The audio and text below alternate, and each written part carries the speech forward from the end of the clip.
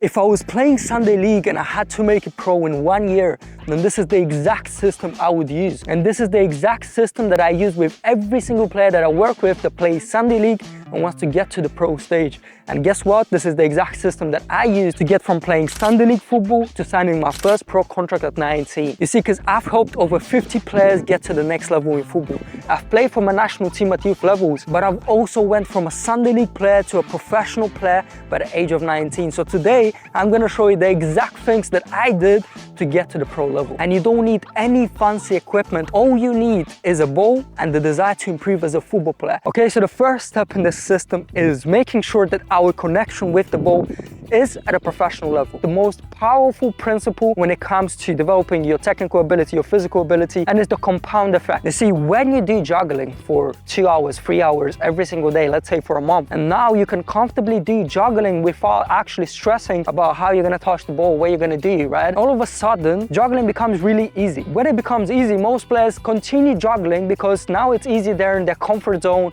So they have this illusion that they're getting better while doing something that's really easy, but that's just not how football works. In football and in anything in life, in order to develop a skill, you need to have a challenge, because that challenge shows you your weaknesses. If it's not challenging, that means that you can do it easily, and that means that you're not developing anything. If we're gonna take juggling as an example, one of the best variations that I give my players to do after they master simple juggling is literally start with different variations, like for example, doing over the head juggling like this, stopping the ball, continuing to juggle, right? That's an important principle that you need to understand, that now over the head juggling is gonna make me focus a lot more, and it's gonna develop my touch from when the ball is gonna come from the air at the hard speed and I'm not even gonna see it properly, right? So I'm just gonna do this, boom, boom.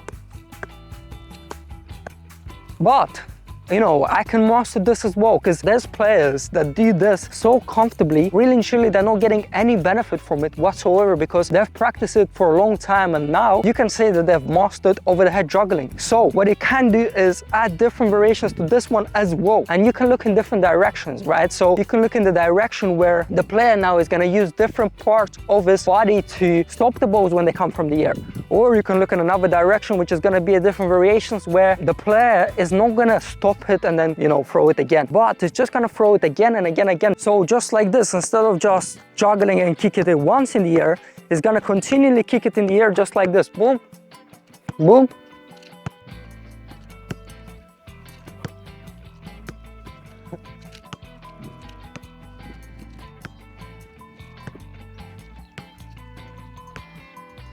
Now, again, with this one, there's different variations again. You can use your laces, you can even use your outsides, you can use your knees and juggle with your head. But that just goes to show how, you know, small the vision of most players is, because there's so many things that you could be doing to develop your touch overall. So the second step is choosing your position and knowing exactly that this is what I need to train on. But here's where the second step really gets interesting. Once I decide my position, I'm gonna be on the pitch, right? The whole pitch is in front of me. So I'm on the right wing, I'm on the edge of the box. So now I'm here. I want to visualize real quick certain scenarios that happened in my last 5 games, and I want to find the positions that I was in. I want to find the actions that I was doing that led to a goal, to an assist, or to an effective move on the pitch, right? And as an example, it literally could be something like getting the ball here from someone, stopping it, being sharp on it, cutting inside, finishing.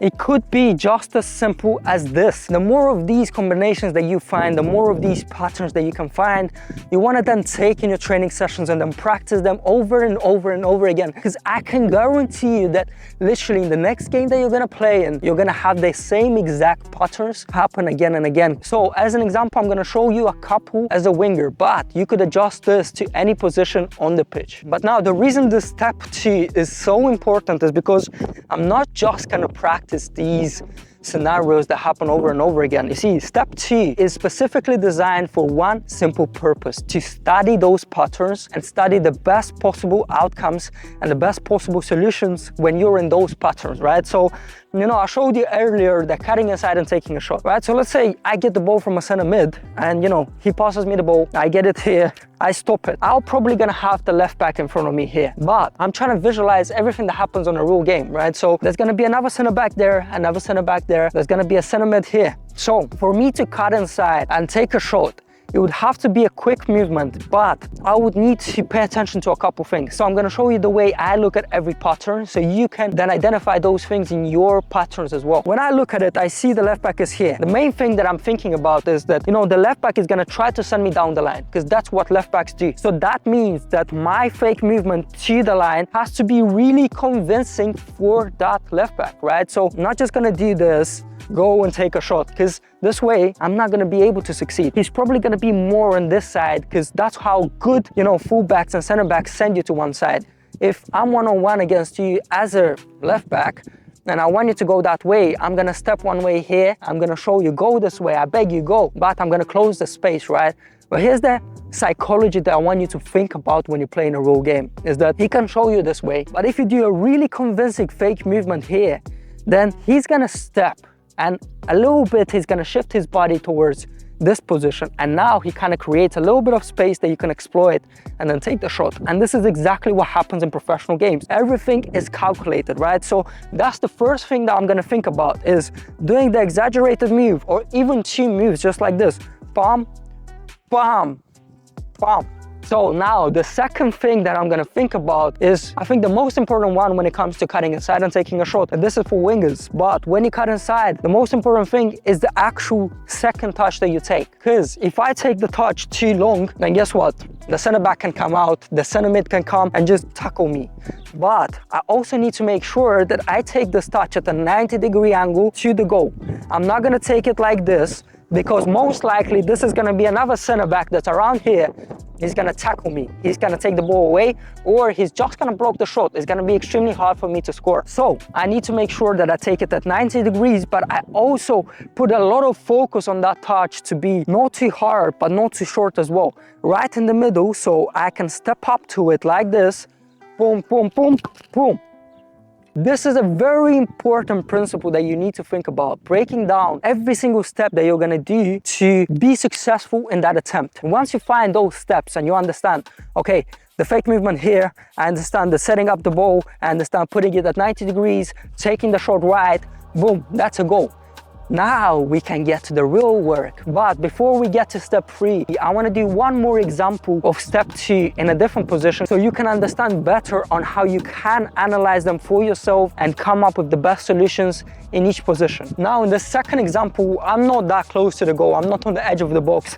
Now I'm on the line. Like so many times you're going to be in the game, you're going to be on the line, you're going to have a left back over there, you're going to get the ball and you're going to drive at your man one-on-one, get past him and do something after this dribble. Again, I want to visualize what I'm going to be doing. I want to calculate the best case scenarios in which I can be effective from this position alone. Before I get the ball, in a professional game, most of the time, you're not just going to be able to stay like this and be like, yeah, pass me the ball, get the ball, go. I'm here close to him. He's probably like this looking at me. So what I'm going to be doing is I'm going to fake that I'm staying like this. I don't care.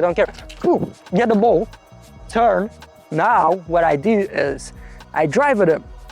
So I want to analyze, how do I get past him? First and foremost, where does he want me to go? Again, as a left back, as a right back, they always want you to go down the line. That's the key rule that every single fullback has, right? So he's going to send me down the line again. So now I have two options, right? I have going down the line or I have going in the middle. Now, going down the line is going to allow me to potentially, let's say I get past him, to potentially cut the line and get in front of him. So the only way he can tackle me is by fouling me without actually touching the ball. So I'm going to win a foul. So getting down the line and then cutting the edge, right? And then still driving forward, and from here either taking a shot or again passing the ball, doing a cross or doing something with it. But going down the line has another option, which is gonna be just simply going down the line. Just for example, doing a skill, going down the line. Now I go down the line until I reach a really close position so I can cross it from there, cross it and I go. But here's the thing, just going down the line like this, like I've showed you, just doing this for example, is not enough. Because listen, he wants you to go there. There's a reason why he wants you to go there, because he's adjusting his whole body. So the way he's gonna stay is gonna be like this.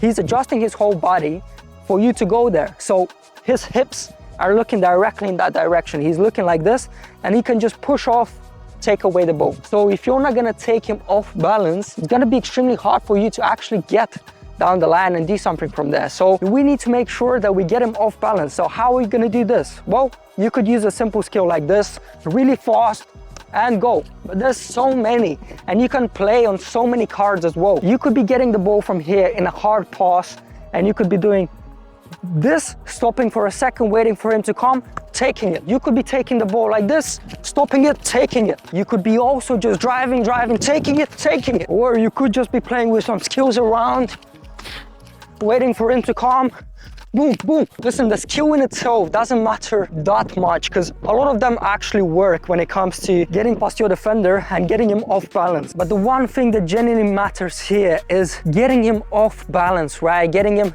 flat-footed, off balance, and now he can't turn this way, he can't turn this way quick. You get past him and you do something from there. But there's the second alternative, you know, going inside. And again, because he wants you to go down the line, he's gonna be positioned a little bit more towards the inside to not let you go inside. But what you have to do is, and that's one of my favorite ways of getting inside and creating that space, shifting your body like you're gonna go down the line and literally just walking, taking touches like this, and then he's gonna step naturally to, you know, close that space, because now you're kind of a little bit too much that side and he's not gonna catch you anyway. So he kind of has to close that space. But because you're making a lot of small touches, right? Small, you explode with one of them and now you're on. I could be doing this move right here, which is again very powerful, which is doing this, boom, taking it down the line again. So let's move on to the third thing. Okay, so step 3 is now taking step 1, taking step 2, and applying them all together. Applying that foot-to-ball connection that you've developed and applying those scenarios that you've developed and you've understood from a different perspective than you used to before. Now we have to apply them at actual game intensity. From cutting inside, taking a shot, for maybe taking it to my right foot, taking a shot, doing a cross from the wing, taking a touch from the air. Every single thing needs to be done at high intensity, high quality, keeping the ball really close to me and just getting in the reps as much as possible, right? So just getting the ball here, imagining boom, boom, boom. But again, guys, this could be so many variations. So getting the ball from the air, stopping it, boom, boom. And I'm promising you, not every rep is gonna be perfect. You're gonna get tired. You have to push through it though. You have to get through the hard part. The more reps you put in at high intensity with the best outcomes that you've already came up with, you just have to put in the reps. So anything that it could be, so just boom, boom, boom.